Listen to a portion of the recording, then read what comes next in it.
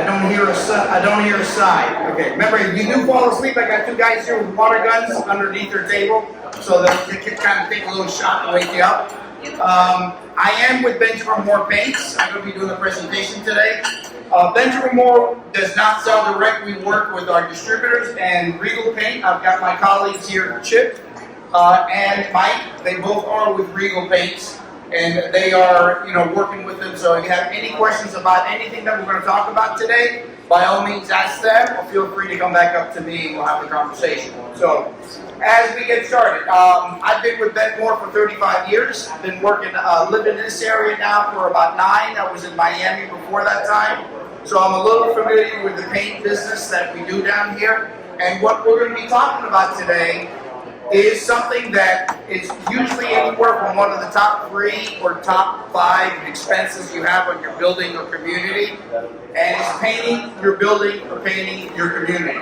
So a lot of what we're going to be going over, they're simply principles. They're principles based on doing any large job. You're going to see this on here, but what I try to do is to be a little bit more specific to the painting business so that we can dispel some truths, have a little bit of understanding of how to get through the painting project and to try to get it done in a way that's as painless as possible. There's always going to be pain, but at least it makes it as painless as possible, and to get the most value out of that money that you're going to be spending.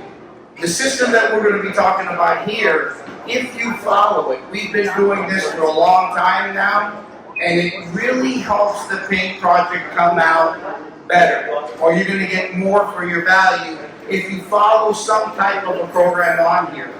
It's not going to be easy. There's no magic wand you're going to be able to wave and say like, oh, we don't have to do anything. No, you're going to have to do some work. You're going to have to be involved in the process. But we see those communities that are involved in the process, they get a good paint job the majority of the time, and they make some really good relationships, so it kind of fixes itself afterwards. So I have the copy of the presentation on the table for you, and along with some pens, so you can follow along if you like.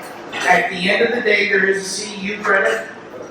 This handsome young man over here, Mike, will be handing out the form to fill out. All I need you to do is just put your name and if you want and your CAM number on the back, so we can have that process. Give me about a week and a half to get my office to go ahead and get everything registered for you. All right? Okay. So as we get started, this is the class number and so forth. Can everybody hear me fine this way? Or with this? Either way. You don't need it. I don't need it? Okay. You're good, Elise, in the back? Okay. All right, let me put it down here. It's a little bit too low. All right, so this is the class. The learning objectives, it's really just to understand, it's about preparation. It's about getting yourselves prepared to do a paint job, to get the understanding from a perspective of a supplier, and to try to work you through it so you know the ins and outs and know what you're going to run into. And the way that my philosophy is, if you know what's coming, you're going to be better prepared to handle it and to have answers. Like my favorite thing to do is that I want to know your answer before you ask the question. So this is kind of the idea of what we're trying to do in this presentation itself. So when we're going to repaint, why do we repaint? Most of the time we want to repaint for aesthetics. We want to update the building. We want to update the community. We want it to look great. All right, that's the idea behind it. I think we have a real estate agent in here today. It helps the resale value. Lately, we don't have to worry about doing anything. The resale value is up there, but it does always help with that. It makes the community, it helps the community value. Makes people feel better when they're in an updated building and they look a little bit more modern and so forth. However, with one of the things that we're all dealing with here, that we're in a building 3 stories or higher, is all the SB4 regulations. And we have a restoration contractor here that does that kind of work. It's a fact of life. And the fact of the matter is that when you're doing concrete restoration, that is the best time to paint your building, because as we have, oops, I'm sorry about that. The biggest thing about painting, and I always like to say about painting, is the fact that paint is about protecting your substrate. It's about giving some sort of a system on there. Just imagine all the building supplies, all the buildings are made and homes to be able to accept some sort of coating for protection. Imagine a place that hasn't been painted for a long time. I'm from Cuban descent, so if you go to Havana and see some of the pictures of downtown Havana, how some of those buildings look at they're dilapidated because there's been no maintenance and no work being done on them, and that's what it looks like. So paint is your first line of protection. Get a good paint job, and whatever restoration you're going to spend, it's going to last longer for you, and the building's going to look better for you. So, all right, something happened here.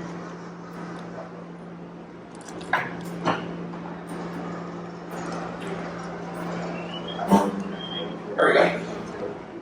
Okay, so when do you start preparing for the next paint job? I always say as soon as the last one's over. You don't know how many times I run into to do a community in a paint job. Managers change, unfortunately. Board members change. People move in and out. But we hardly ever have any information from the previous job. It's actually rare to have information. And that's a shame because what happens, a lot of people don't know what the product that was used on there, who the contractor was, did you have a good experience with that product or with the contractor, what kind of issues run into. So I always like doing that and making sure that you start getting ready before as soon as the paint job is ending. Responsible planning. That's the part where we're spending a lot of money in this building to get it painted. So planning is going to help you spend your money wisely and get the most value out of that money itself. So when you're doing this, when you're getting your community together, create a painting committee. I mean, I know your board members are highly paid and you get a lot of work done, but create a paint committee so that you can spread the work out a little bit, and so that paint committee can drill down and get information to be able to present it to the board itself and to the community. We find that it makes it to be a lot more effective of a presentation when you do that. Some of the key elements when you get ready to paint is identify when the painting is required. All right. Most coatings down here in South Florida, with the technologies available today, you're looking at about an 8 to 10 year cycle when you should repaint. If you're along the water, it might be even a little bit more. But what's going to happen is with all the structural work getting done, the re-inspections are going on every 10 years, right? So a lot of times you want a paint job that's probably going to last you at least 10 years. So that way if you have to do more concrete work, you go ahead and schedule your paint job at the same time. So as that way the last thing you want to do is to paint a building where the concrete patches are and you got polka dots all over the building. That's not a look yet that we've been able to get ready for everyone. So, and then of course the most important part, painting is not free. We have the funds for it.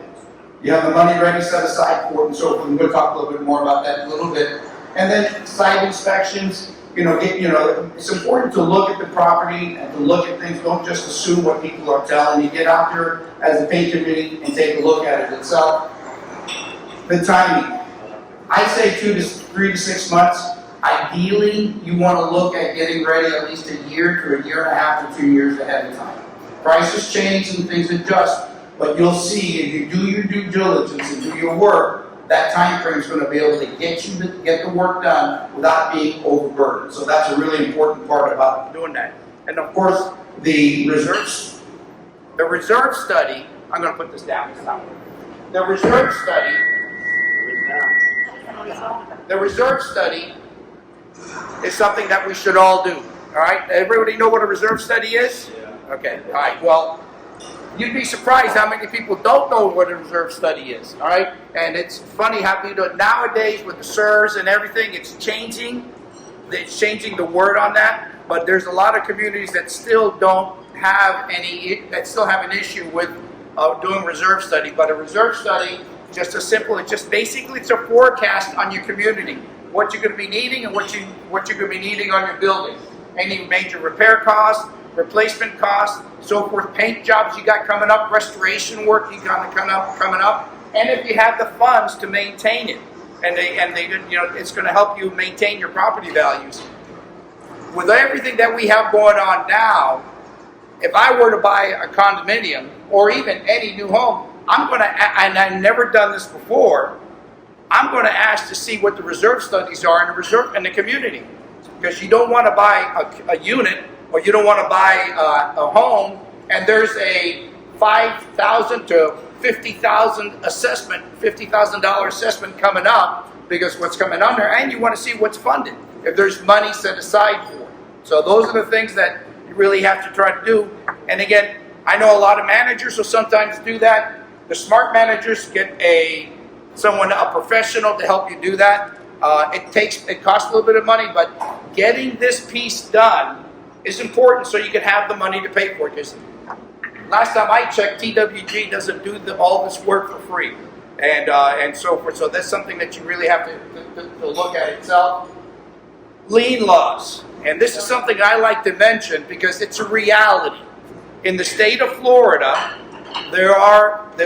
every contractor has the right to place a lien on your property if they're going to be doing work on your property. Okay, the general contractor who you signed the agreement with, no, but all his associates and suppliers do have that. I am shocked, and again, I'm shocked how many people don't understand the lien laws in the state of Florida. I've got, afterwards, if you like, I got a flyer here that's from the Department of Professional Regulation that talks about liens. Okay, we got Peter on the side there. He's a good guy to talk about liens. But basically, what ends up happening is that when a job gets started, you will receive if you receive a notice to owner, that notice to owner is going to be certified. That is the intent for the supplier or the sub or wherever else is putting material on there, the right to lien your property if they don't get paid. So one of the things that I like to talk about here, most of these jobs go for length of time. So a contractor can't, most of them won't wait till the end of the job to get paid, so they need to get paid as the work gets along. Whenever you're going to pay your contractor, always get from the company that sent you a notice to owner, if they're going to want a partial payment, ask that contractor to get you a partial release of lien from that company that sent you that notice to owner.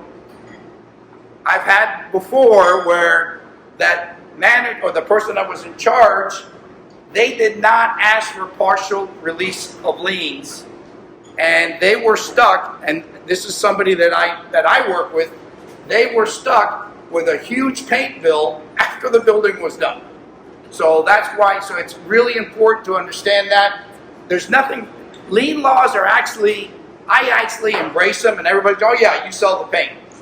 I like them because they keep everybody honest and it keeps everybody straight. And in fact, if you have a contractor that has a problem with liens, one, they don't either understand them, or two, they have, maybe they have some questionable motives about it. But when you're interviewing whoever you're interviewing, ask them, do they lien or do their suppliers lien?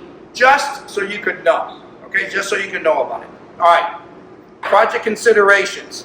What you want to try to understand is it going to be an update or is it going to be an overhaul when you start painting? Are you going to change everything all over the place? Or is it going to be because the concrete restoration, you're going to be doing that? Is that the reason why you're going to paint? If you want to change colors, are votes needed? Every community has a different set of number to get votes, the votes necessary to paint or change the color on your community. I've seen it from where the board can decide for you to where it's up to 75% of the community to get that paint, to get that community painted and change color. When it's that high, more than likely it's always going to stay the same color because it's very hard to get everybody, as you know, in the community to pick the same color. We'll talk about color a little bit later. Local ordinances, structural work needed. Are there fixed colors? The one thing you want to understand, there's things on their building or your homes that are not going to change. Sometimes it's going to be a roof.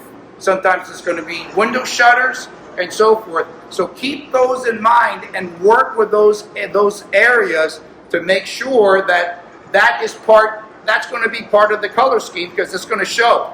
We had a building painted. They changed it to a beautiful kind of bright white, and it was beautiful. I mean, it looked really nice. But then everybody left for the summer, and they closed the shutters. And now they have pink shutters on a white building. Didn't think about it, but hey, it's stuff like that happens. You gotta keep that in mind. And then a lot of times when you're in when you're talking about the project, I've had a building where it was a construction of a building. They painted the building, and then as soon as they finished, they started doing construction on a tower right next to this building. And they absolutely, the mess of building a building, it just ruined the paint job. I mean, with the dirt and the dust, and they even got stucco. It was just a disaster. They had to take them to court. They got their building repainted.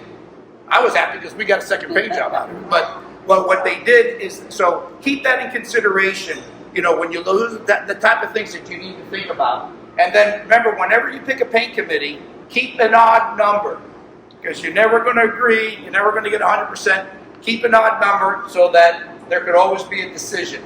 And no matter what you do, especially when changing with colors in any community, you know that, you managers and board members, you're never going to get 100% agreement. So you have to kind of keep those odd numbers to help you out. So, structural safety. This is a thing. I'm not going to go over and beat up the SB4. There's a lot of classes about that, and that's an ever-changing cycle right now where things are going on there. But the one thing that hit me the most when down at Champlain Towers is that, and then thing, and I never picked up or realized, is that safety, the structural safety of a building is the fiduciary responsibility of the board member. What's going on in Champlain Towers is still not over. The building's gone, the property's sold, but there's still lawsuits going back and forth about responsibility. So as a board member, you're fiduciary responsible for that safety of that structure. That building down there, I used to work in Miami, and I visited it down there. Never surprised me, because we were all crying and screaming about it. Everybody said, "Oh, you just want a paint job." Unfortunately, had something like that had to happen to wake everyone up, and it's a pain now. Now it's going to go all the way to the other side, so it doesn't happen. But that's what does happen. So one of the things too, when you're in a community, if you're in a tower in a building, or that requires a structural engineer, have a structural engineer, at least maybe not on the payroll, but someone that you have a relationship with. We have a structural engineer that's part of this group, Falcon. They're not here today, but they are, you want to have someone so that if there's a question, you can call them up. They know your building. They have a relationship to be able to do that with. And those always just life safety issues really need to be top priority for you. All right. So I'm not going to ask the questions because we're going to finish up by 4 o'clock this afternoon. So is that okay? No. Okay. So we're going to talk a little bit about color. All right. The first thing you want to talk about is the color change warranted. We talked a little bit about all the things that are on there. When picking a color, the community, you need color consultation or color rendering. What is color consultation? If you have a designer in your community or sitting on your paint committee, most 9 times out of 10, they're your color consultant. They'll be able to tell you what colors are, but there are color consultants out there that'll help you decide what the color is. Because I want to paint my building white. Is there only one shade of white out in the world today?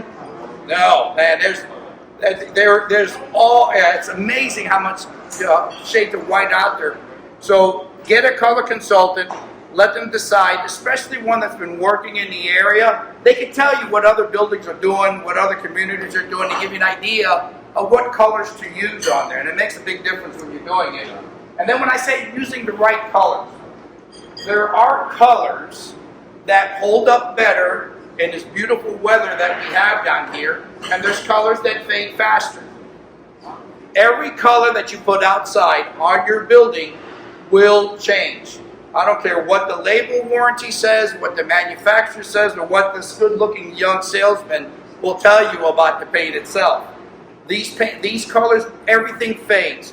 Imagine parking your car in one spot without moving it for 10 years. What is that car going to look like? The north side of the car is going to look great. The south and east and west, they're going to look different. So that's what happens on your paint. So fading is normal, but there are colors that will hold up better for you than others. So let that color consultant be able, or your paint person, be able to help you figure that out. So when you're looking at colors, every color has an undertone. So if you have a white, you're going to have an undertone that could be maybe a little warm. When we say warm, that usually tends to the yellows or to the reds. The cool colors are anything with the blue or the green undertone. Putting that shade of gray underneath it, a neutral shade of gray, helps you be able to identify what that undertone is. But that's a really important piece when you're looking at buildings, because when you're looking at a little chip and you're trying to see it, or even if you paint out a little swatch on your building there, that's a big deal. I mean, a lot of times the colors look completely different, especially when the time of the day is hitting and so forth like that. It makes that look different. And I always going to recommend, when you do select a color, put a swatch on the building and let people see that throughout maybe about a week, so they can see different shades. On a cloudy day like today, on a sunny day, and so forth, the colors do look different. The sun's temperature as well, some colors reflect light a little bit more, so you have to be careful about that. The lighter the colors, the more they reflect, and then you have to keep that in mind. And then whenever you're using deeper colors, like I said, everything fades. The whites and the off-whites, you don't see a lot of change in that because they're light. They don't change much. But darker colors, you're going to see changes in there. And especially if you're doing concrete work, the dark colors on top of brand new concrete has this ability to, there's alkali and stuff, we don't get into that, coming through or leaching through that new concrete that could discolor those areas. So you have to be a little bit careful about that, right? So, one of the things that I always ask, all colors right now are mixed. There's nothing that's ready mixed at the store except white. And in some cases, you have to even mix up the white. And the reason behind that is there's 10,000 colors you could choose from or more. So you can't keep colors of every store in there. So all manufacturers now have a mixing base to do it. However, does anybody bake here or cook on a regular basis? Okay, she's pointing there. You know that even if you do everything exactly the same way, there's going to be subtle differences, right? When you buy floor coverings, when you buy floors, or back in the day when you used to buy a lot of wallpaper, they always, what does the installer tells you? Buy everything in one batch or one run, because things come out slightly different. So when you're getting a color, when you're picking a color, have that manufacturer do this for you. What this is essentially taking a can of the paint, mix to the color that you choose, and draw down on a card, what we call this a drawdown, and put this on a card. I think Chip is passing some of those along there. Yeah. So you can see what they look like. So what this does is that one set of the colors stays at the store, one set of the colors stays with the owner of the building, and one set of the color goes to the contractor. So that way, as the colors are mixed up, the store and the contractor should verify that these colors are being put on the building.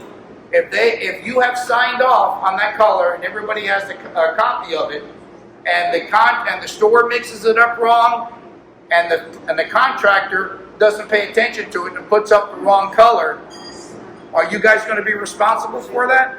No. So that's the whole idea behind it. So it becomes a shared responsibility of the contractor and the store if there's a mistake made. So, and for yourselves as well, and to have that for future reference, to have that available. So it's real important to do this, and to me it's critical to make sure you got the colors right, and especially afterwards, because the project will be great, but what happens afterwards?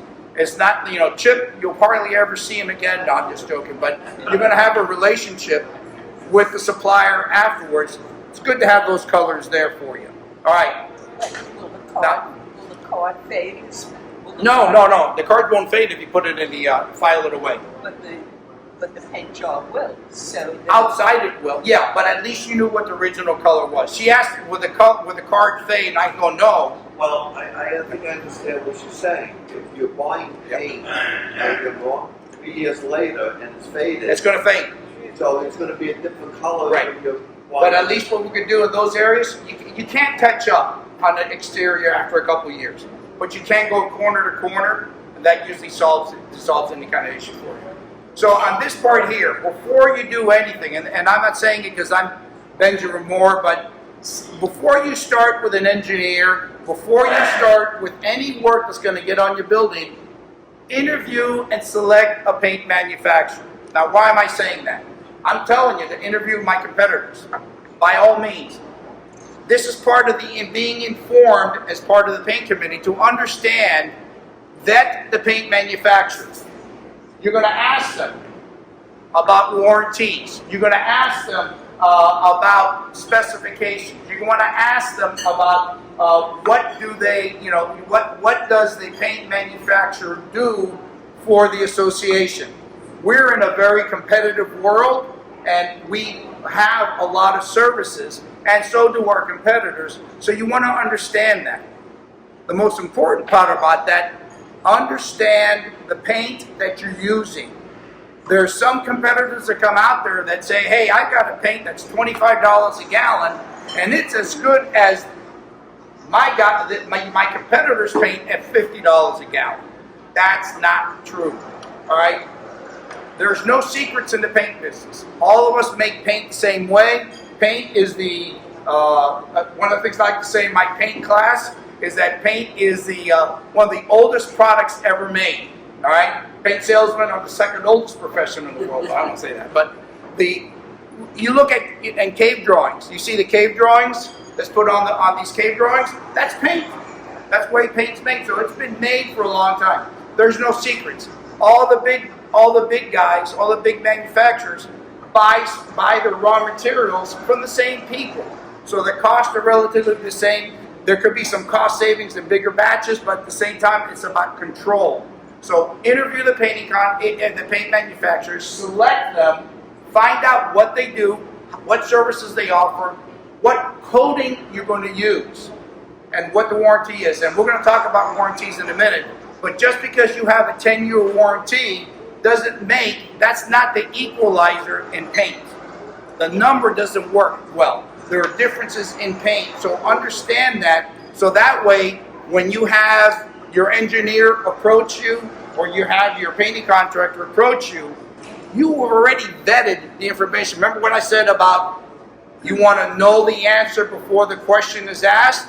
That's what this does. That way you're informed, and you know whether that individual is giving you accurate information or inaccurate information. That is, again, one of the ways that you choose a contractor. But if you know this information, if you don't, you're at the whim of the contractor. Again, you could use this kind of thinking with any project, from roofing to plumbing to anything, any of this kind of stuff. Always check this out, because it always makes your system a little bit better. And as you tell the manufacturer, as you tell your community, you have a little bit more understanding, and at the same time, you're forming a relationship with the people that are going to be there, because the warranty is going to be there for 10 years, and everyone else is gone, but you're going to have a relationship with the people there to take care of things. I know for me as a manufacturer, we never have complaints, right? No, but when we do, it's about standing up behind it. So we do a thing that's called specs, instructions. We got a copy of it here. Chip has a copy of it here. Basically, they're instructions to the painting contractor. If you're going to bring a painting contractor in, and you can bring 5 different painting contractors to do a spec for you, to say, I want to paint my building or my community, you're going to get 5 different systems. And everyone's going to say they have a better system. There's going to be one at $100. There's going to be one at $2,000. And they're going to all say they're equal. But when you get the manufacturer's instructions of what to do, what products to use, and so forth, you get a warranty. And then number 2, you get the same apples to apples comparison of what that contractor is doing. So the specs go quite a bit. And you know, again, one of the things that you want to do, keep in mind the maintenance. You're going to have maintenance on your community or your building. Make sure that that supplier is close to you, to the community. One of the things that I've been seeing a lot is that we've got people crossing counties, and then the job is done. Oh, where can I get the color? Well, remember I talked about drawdowns? The drawdowns is in a store in South Hollywood, Florida, and I've got a job in Palm Beach. Will they deliver? Maybe if you need 5 gallons, they probably won't, or they'll schedule you for the week afterwards. But if you get a store locally to your association, have that relationship, and they can get things right away.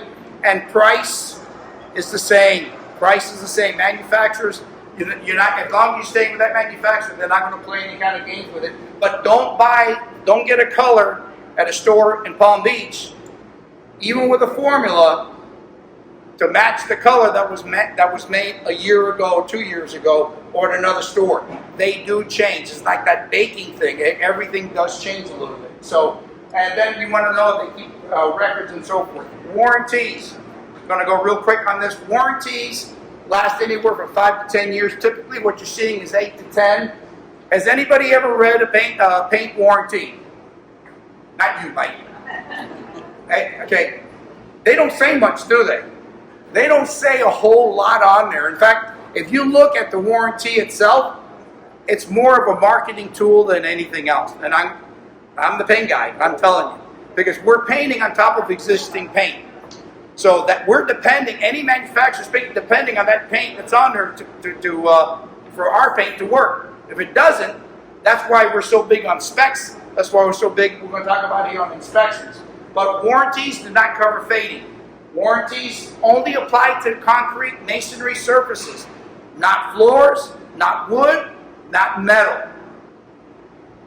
None of that is warranted. Don't let a manufacturer tell you different. That's why you want to vet them, so you can understand what they're telling you. Peeling and flaking is not covered if the peeling is from a previous coat of paint on the surface. I'm going to go to a building right now, after we're done here, where the previous coat of paint is peeling, they're pressure cleaning it, and everything's blowing off. It goes beyond painting. It goes beyond just a paint job. So that's going to be another upcharge for that, but it's the reality of what it is. And talk about a coat of sealer is needed outside. Don't let somebody tell you, oh, there's no chalk, you don't need sealer. Put a coat of sealer. It's about 25% cost of paint, and it's going to be at least 50% the cost of labor because it's easy to put on. And don't think that a claim is warrantyable. One of the big things going now in our industry, we have self-cleaning paint. That's the big thing. That's big self-cleaning paint. Is that warranted or is that just a claim? And the difference is, what happens if the building gets dirty? What happens? Are you going to stand behind it? Are you going to do something about it as a manufacturer? Or is it just that, I say it is? If you read most technical data sheets on the products, and most of them won't, the description of those self-cleaning products, we sell them. The description of self-cleaning products says they will stay clean if rain hits the wall. That's what happens. And the problem that we run into here, we have this airport right next to us. Planes flying, got all the cars. The difference between dirt and soot is completely different because the soot has that oily substance from the exhaust burning. That sticks to buildings, and that won't wash off. So those are things you have to be careful at. Okay. All right, Paint 101. This is just real quick. I have a whole class on this, but the one thing you want to understand, if you're going to pick a manufacturer, take one of my classes when I do paint. What you want to understand is that I said there's no secrets in paint. See these components in paint? Pretty much on every can of paint that you're going to buy. Everybody makes it the same way. There's no secrets to it. There's no patents that are different. So everything has these pieces. For lack of time, I'm going to not go into it, but I'll be more than happy. I could actually talk about this for a long time, but I don't want to do that. So, all right, paint application. when you're looking at paint, look at their technical data sheets and to make sure that the paint is being applied at the rate that they're supposed to be and at the thickness that they're supposed to be. We have little things here like a wet film thickness gauge. If you want to test a painter, ask him what this is. And what this is that when a surface is painted, the paint has to be at a certain thickness. Because I could take a can of paint that the label says I got to do it 300 square feet per gallon, and without adding one drop of water, I can make that cover 1,000. Me, I'm not a painter. So, do you think that paint that's spread out that thin is going to last as long as something that's going to be put out at the right rate? So that's why it's important to understand that and to be aware of this wet film thickness and dry film thickness. We'll talk about that before. Sealers, you're going to get a lot of manufacturers going to say, hey, I want to, you don't have to seal the wall because there's no chalk. Put a sealer on the masonry surfaces. It's a bonding agent. It's going to be, if there's any chalk left over after pressure cleaning, it helps bond and it helps clean that surface so that the paint can adhere better.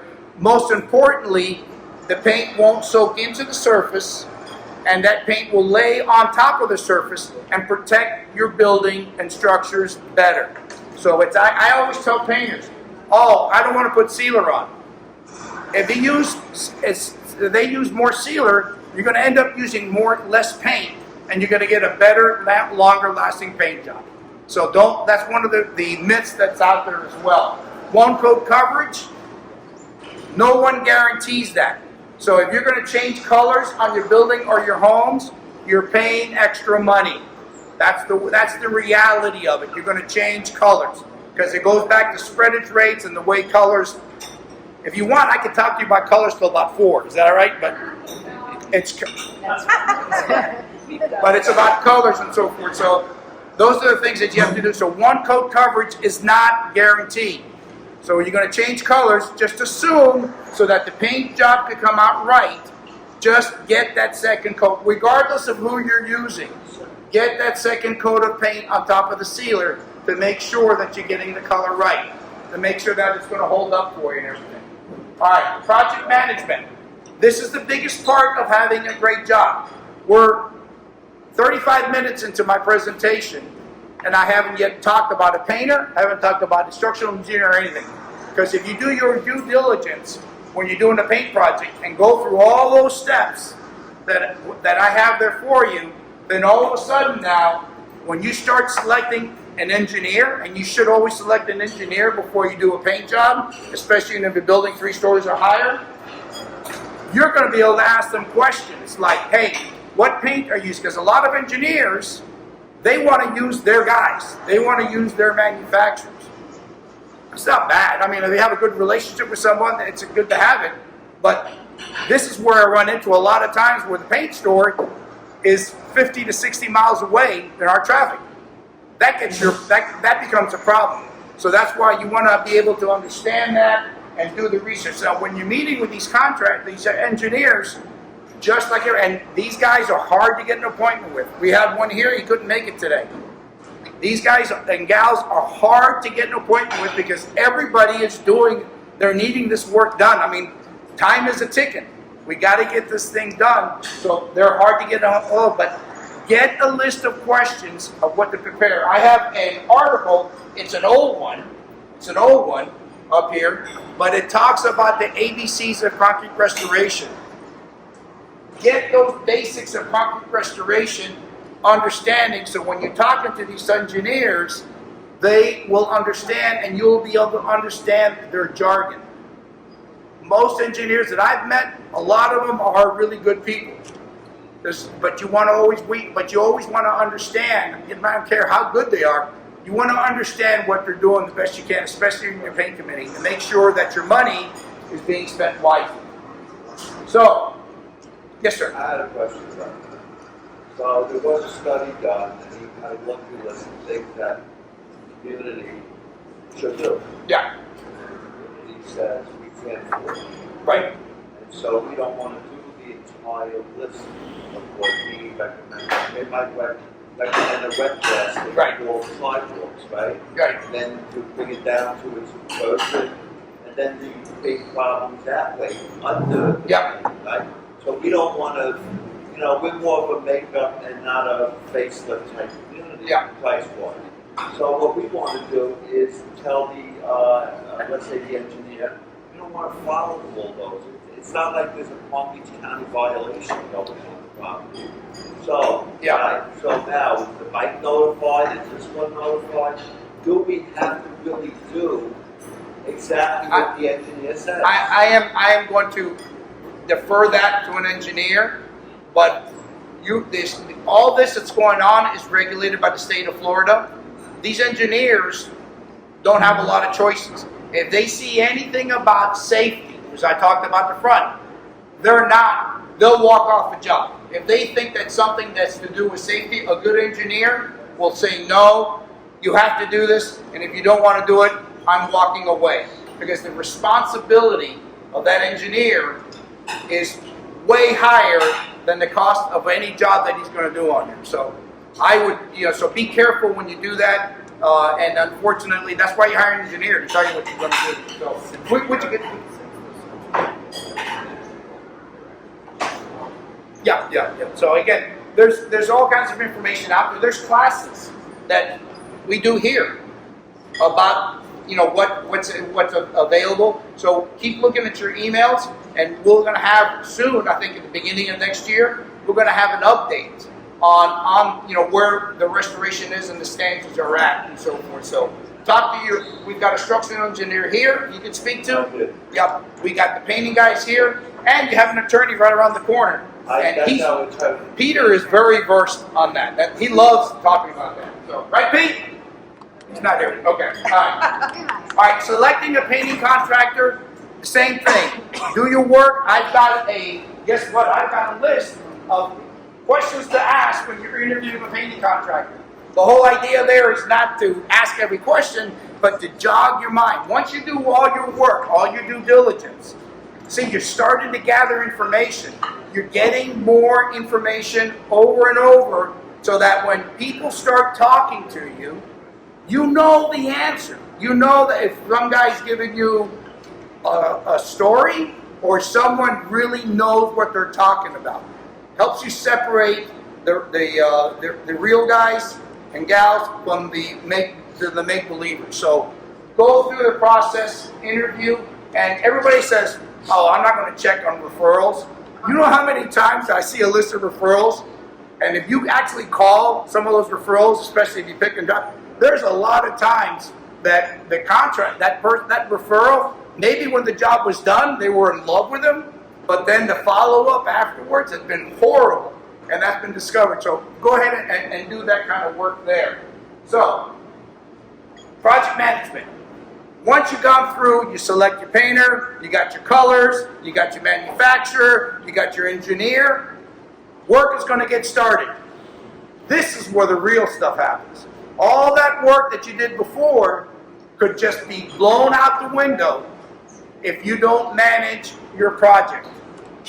Does everybody here really believe that if a contractor signs a contract that they're going to do everything that contract says to their heart's content? That's the reality, unfortunately. That's why management. I've been a lot of times where you get contractors that you talk to the crew that's actually doing the work. They don't even know whose manufacturer they're using. I says, have you ever seen the paint spec? What's a paint spec? Honest truth. So that's why you need to understand these things. And the pre-job meeting is where you knock all that out. That's where you sit down with all the players. You sit down, hey, as a manager, and a lot of structural engineers try to take this role, but I always like to say, keep the engineer honest. Know what you're doing. You're not going to know the details. That's what you're paying them for. But know the details, so that way as you go through there, and then you're all of a sudden, the job gets done better, because all of a sudden, there's somebody saying, oh, they're looking. Oh, they're looking. We got to really do things right? Paint manufacturers. One of the things, paint manufacturers. Hey, check if they're going to be there, and so that way they could track gallons, they could track the right paint. Just because they tell you, oh, I'm going to use this $50 gallon of paint, but halfway through the job, what happens? Oh, I didn't know. I've been using a $25 gallon of paint. So those are the type of things that you want to be, and that's what all this decides. I know a lot of you managers here have been here and done this before, but those are things that you always really want to do. This is the key. Inspections. Regular inspections. I always recommend, hey, let's have a weekly meeting. A lot of the good engineers will say, yes, let's have a weekly meeting. Let's bring in pieces. Let's bring in the structural guy. Let's bring in what are the issues going on in the building. Because the last thing you want to do is to figure out or do in a community that now you're going to get paid. They want their final check, but all of a sudden problems start happening. Oh, did you do this? Did you hit this? Did you do that? If you do these regular meetings, and they're pre-job, and do the inspections, and work through it, whether it be the manager or a board member, and managers, the managers I know, Patty, you got plenty of time, right? Yeah, you got plenty of time to do stuff. So those are the things, but get that process done. If you do that process, you're going to get a better job. And then, see how easy this is? I spent 10 minutes on this part. But if you know the information before, everything else comes easy. When you do the final inspection, make sure that all your releases have been issued. Jumping back to releases, I've had painters give a release, a partial release, from them to the association. And then the association says, oh, my supplier has been paid. If the supply, you need, again, remember, who do you get that release lead from? So make sure that your touch-ups are done. All the issues are taken care of. Part of the things that you're going to do when you're working with painting contractors is, okay, now we got a 10-year warranty. We're married for 10 years. How are you going to treat me during that 10-year marriage? What am I going to expect from you as during that 10-year marriage to be able to do it? Because a contractor should be able to match the years of warranty that a paint does. When you read that paint warranty, you're going to see it doesn't cover a lot. But you want a warranty from the contractor for the quality of their workmanship, that they'll stand behind it. The good ones will do that. The ones that don't want to do it, they're going to be cheaper, but then you're on your own. So do you want that? And it's a matter about, you were talking about what you want, you cannot do. It's about dollars and cents. Could you do that? So then you get all the outstanding concerns identified, get your warranty and all your papers signed, and we're done. That's what a paint project is. Very simple. Concepts are very easy, very simple. You use the same principles on every big project, but if you use these principles, which is common sense, you're going to have a better project. It always comes out to have a better project. You know, paint is never going to last forever, so that's when you start. That's why I say, prepare for the next paint job the day that's done. So that way, we live in a digital world today. So even if a manager changes or board members change, it's pass the information along to the next generation. Because if you're having a problem with a contractor that's doing work, you want to use them again, and the next time it's painted, you don't know how many times I see that happening. I just kind of like, there's some guys I'm like, holy mackerel, you're bringing him back in here? So those are the type of things that happen. So that's I'd what like you to want. add one thing, if I may. It's never too early to get a specification done. So if you're going to do your paint project in 2 months, definitely get one. If you're going to do it in 2 years, I can still do that for you because it's a living and breathing working document. So if it changes, we can always change the scope of the work, exclusions, inclusions. Never too early to get a specification done, and they're free. So, All right. So do that. Do we have any questions?